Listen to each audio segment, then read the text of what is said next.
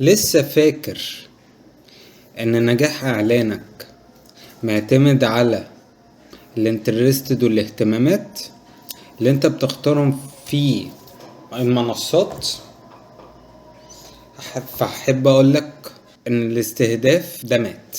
تعال اقولك ان دلوقتي الالجوريزمات او الالجوريزم في 2026 بقت ذكية جدا انها بتقرا الفيديو او التصميم بتاعك، وبناء على اول 3 ثواني هي اللي بتحدد مين العميل اللي هيشوفك.